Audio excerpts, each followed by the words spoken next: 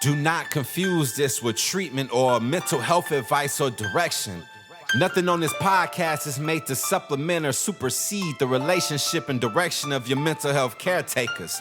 Although David Kozlowski is a licensed marriage and family therapist, he is not functioning as a certified mental health professional in this environment. And same applies to any professional who may appear on the Light the Fight podcast. Welcome to the OG Therapy. Hey everybody, welcome to another episode of OG Therapy. And today, I've got a question from a real life father. In fact, it's so real life that I think I've probably heard this question from about 100 dads. I take it back. I've heard this comment from 100 parents about their dads. I haven't heard a dad actually ask this question. So bravo to the dad who messaged me with this question, because I think this is a question that can help a lot of you dads out there when it comes to connecting with your kids and trying to teach them a lesson about life that they may not actually want to hear. And they may be blocking you out, and you might sound like Charlie Brown's teacher to them. You know, womp, womp, womp, womp. So here goes the question. All right. How do I teach my kids life lessons without lecturing them about life? Good point. No one likes to be lectured, right? Okay. They always say, Dad, we know your life was much harder than ours. You only got one pair of shoes for the whole school year and had to put duct tape on those shoes to make them last. Or, we're so lucky because when you were growing up, your parents never paid for all your sports stuff. You had to buy it yourself, and you pay for trips and fees for hotels, tournaments, etc. I want to get my point across, but they are not letting me know, or they're letting me know that they're blocking my point of view out. Okay. Very good question. So here's what this sounds like. And this is what I said. I've heard this from hundreds of teenagers before. When they say it in front of their parents are like, oh, you know, they kind of like laugh and joke around. I don't know what it is. Actually, I kind of do know what it is. I mean, come on. You guys listen to this are most likely parents. Have you ever found yourself just sitting there going, back in my day, you know, I do this with like music sometimes. Just the other day, this young man that I counsel, he's like, oh, have you heard of Lil Someone, Lil Yachty, Lil this, Lil that? No, I like hip hop music, right? In fact, it's probably the most music I've listened to throughout my childhood and throughout my life, right? And I was like, yeah, I like it. And he was like, you don't really like it like him. But no, he's got a couple good songs. And he like looked at me, he's like, I bet you like my uncles, like, yeah, this rap music nowadays, not like the rap when I was growing up, and start dissing on it. And I was like, yeah, a little bit, actually, if I'm being totally honest. I mean, I get that music's changed, and hey, don't get me wrong. There's some songs out there that, you know, I think, oh, those are good songs. But in my opinion, it's like, it's like, it's really good beats, but I came from that generation, like artistry, and it's like poetry and flow and freestyle battle raps and stuff. Like, so for me, I'm not as attracted to a lot of that stuff. Well, that's kind of what it's like for us as parents. It's like, we're looking at our kids, this new age stuff, and we're like, these kids, you know, their music's not as good, or they don't have like the same type of hardships that we went through. So when kids bring this up to me and they said they're tired of hearing their parents say this, and the parent says, well, you know, they don't understand how hard it is or how easy they have it. The parents, we sometimes feel the need to really drive it home, really let them know, hey, listen, I had it harder for you. So because I had it harder than you, you need to listen to me so that I can save you from having these hardships. See, there's a problem there though. In fact, one of my favorite things is when I hear a parent, you know, say like kind of like these oxymoron type of statements. Like they're almost like statements that like don't really make sense. Like it's one of those, like they're asking you like one of those questions that you really can't answer. You know, one of them I'm thinking of was like, don't you know I love you? Right? That's not really a question like, oh no, Dad, I think you love me. Or, you know, like, you know, those types of questions where it's like, you're really frustrated, you're angry at the situation, and you're just trying to get your point across. Well, when you're frustrated with your kid's behavior, when you're frustrated with the situation, that natural, like, I need to share with them how hard I have it so that they can see that they have it lucky or easy. And somehow by them seeing that I went through harder things in life, that they're going to respect my words more. unfortunately, that's not how respect is earned.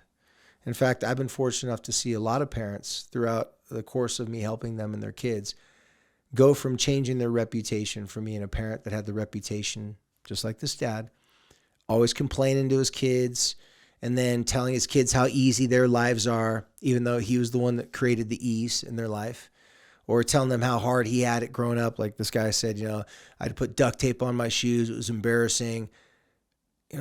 Those life lessons that you went through as a parent, those aren't relevant to your kids.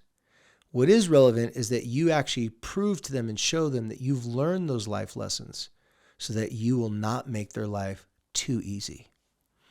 Now, to this dad, I'll answer it like this. Your question is interesting to me. You want to tell your kids, and by the way, I say this to all dads, so it's not specific to you, the dad that asked this question. Your question is very interesting because you're trying to tell your kids something like, hey, look what I have, this house, I have this money. I'm able to buy all your brand new Jordans, your shoes, you pay for the basketball tournaments, pay for the hotels, pay for, we not only do we go to out of state to a different tournament, but like I'm going to take you to dinner and we're going to have a good time. And I'm able to do all these things because I had one pair of shoes, because I did duct tape them up. I appreciated every single one of these things. So the answer to how do I get my kids to take me seriously is that you don't try to talk to them to get you to take you seriously. It would sound more like this. Totally different situation. Dad, I just saw this new drop that they had on these new dunks, these new Nike dunks. Dude, they're so sick. They're like a special collaboration. Look, it's me and you's favorite player. Like, we should really get like a father-son pair, Dad. That'd be lit, right? We could like have this cool pair and like we could go out like you know how you always want to hang out with me at the mall, and kick it and spend some father-son time. By the way, our kids get really creative involving us in high cost purchases because they know that we like certain things too. So for you parents out there, if you like certain nice things, your kids, if they have any way to manipulate that to make it sound like it's something you can do together, they're going to do that. So in this scenario, the dad, the son saying all this stuff to the dad. So instead of giving your son a lecture later on about all the hardships you have, now's not the time to lecture. You should say something like this. Dang, son, man, those shoes do look, what did you call it, lit? Yeah, they look really lit, fire. Back in my day, we call it dope. I think they still use that word, but I'm pretending to be this dad, by the way. And, man, that sounded great, but I'll be honest with you, kid. Okay, don't say kid. I don't know why I said that. I'm thinking about this as my watch is going off through me. I'm like, I'll be honest with you, kid. Okay, that's not my best parenting advice, but hey, don't cut this out, Brandon. Leave that in. So I'll be honest with you, son, because by the way, my dad called me boy my whole entire life, and it really irritated me. Come here, boy. Don't do that, boy. So don't say kid. Back to the point, though. So you know what, son? I really wish we could buy that. That sounds like a lot of fun. And I think it'd be better to put that money towards the next tournament you got going on, or the tutoring that you might need so you can get through that math class right now, or I was actually thinking about donating a couple $100 to a nonprofit that I really have a lot of passion for, a lot of empathy for. In some cases, if your kids are really begging you for something they really want, I give permission to parents to do something that some parents act like for some reason that this doesn't feel right or it's hard to do until I either remind them that their kids do this to them all the time, and that is to lie to them. Or you can call it what I prefer to call it, a trill-lie.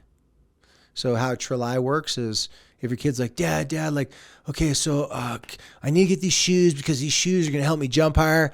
You guys remember those Reebok pumps, right? The pump-up shoes, the Air Jordans. You could jump higher if you had Jordans on. Now everybody uses Jordans for looks because we all know that they're not great basketball shoes.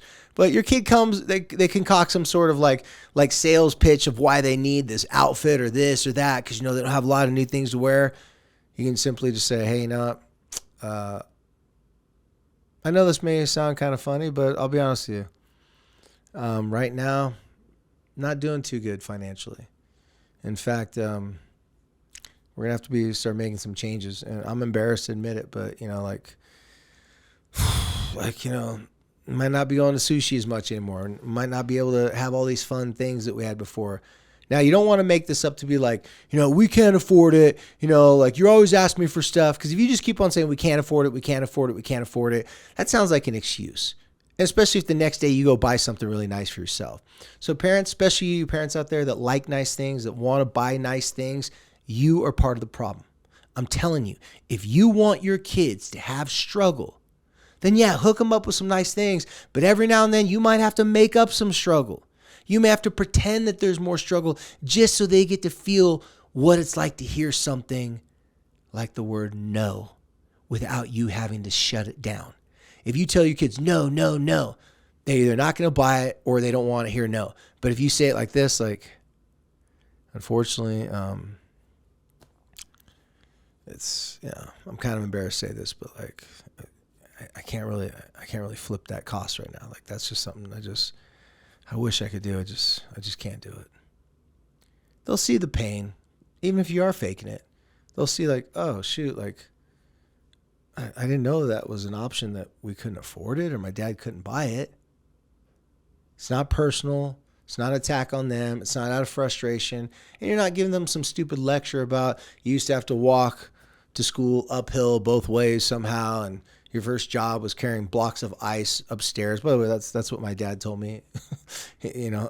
My grandfather who adopted me told me in New Jersey he has to take blocks of ice up the stairs and people put them in their coolers because, they didn't have like refrigerators like we have now. And I was like, yeah, okay. And anyways, what does that have to do with you taking me to the beach with my friends for the day? I was really confused how your childhood trauma story of what made you strong, how did that relate to me just asking for you to drop me off so I can go surf with my friends?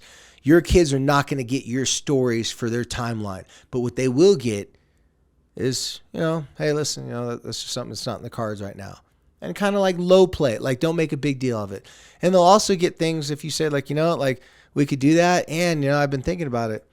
I've been, using a lot of money on things like shoes and clothes, and I got to work on that. Like, man, there's people GoFundMe accounts that are struggling. There's kids that are struggling. I should probably do that and help out someone else that's really struggling versus help out ourselves all the time who are struggling to find an outfit to match a pair of shoes. So we got to buy a new outfit, or we got to buy a new pair of shoes because that outfit would be so much more accentuated if we had just the right pair of shoes to make it pop off.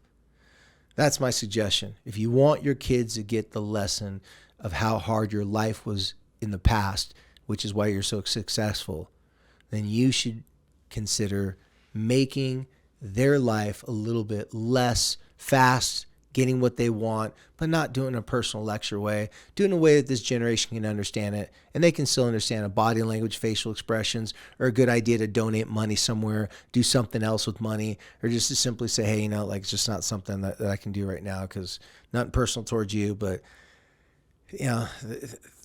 money comes and goes, and sometimes you got it and sometimes you don't. So, yeah, I'm sorry, but unfortunately, you can't do that right now.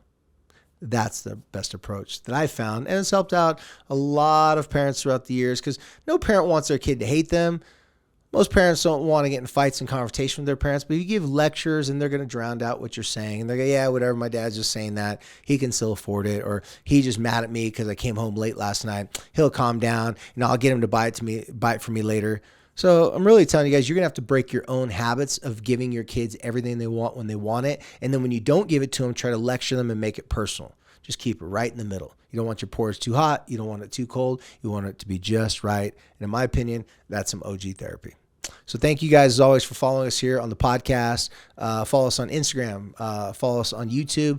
And most importantly, thank you here at OG Therapy and at Light the Fight for helping us to light the fight.